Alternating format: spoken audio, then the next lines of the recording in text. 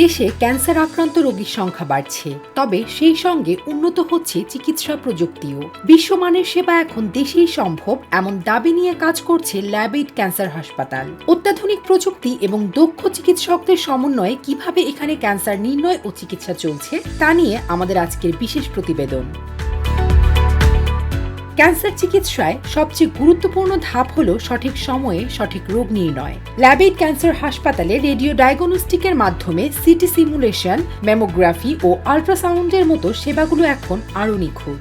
এখানে ব্যবহৃত live 3D ultrasound প্রযুক্তির মাধ্যমে অঙ্গের কোনো সূক্ষ্মতম পরিবর্তনও ধরা সম্ভব হচ্ছে।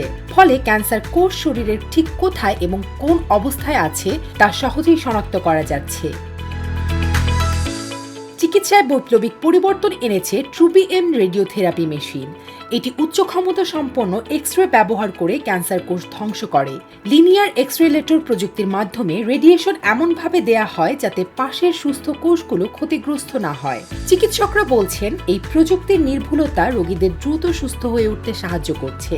যাদের দীর্ঘমেয়াদী হাসপাতালে থাকার প্রয়োজন নেই তাদের জন্য রয়েছে কেমোথেরাপি ডে কেয়ার ইউনিট। দিনে দিনে থেরাপি নিয়ে রোগীরা ফিরতে পারছেন বাড়িতে। এছাড়া এখানে রয়েছে অত্যাধুনিক ভ্যাকসিন সেন্টার, যেখানে জরায়ুমুখ ক্যান্সার সহ হেপাটাইটিস ও নিউমোনিয়ার মতো বিভিন্ন রোগের প্রতিষেধক পাওয়া যাচ্ছে। সঠিক রোগ নির্ণয় ও আধুনিক থেরাপি, এই দুটির সমন্বয় ক্যান্সার চিকিৎসায় অত্যন্ত জরুরি।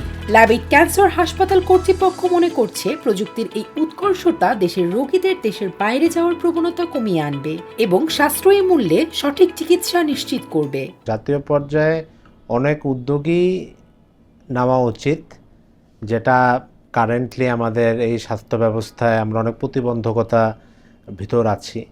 প্রথমত আমরা বলতে পারি যে এখানে আমাদের যে রিয়েজেন্ট, কেমিক্যালস, আমাদের রেডিওলজি ফিল্ম, যেগুলো সব ইম্পোর্টেড। আসলে বাংলাদেশে অলমোস্ট 95% আমাদের যে কনজিউমেবলস, যে ডিসপোজেবলস লাগে সেগুলো আমরা ইম্পোর্ট করি। তো ট্যাক্সেশন আসলে অনেক বেশি।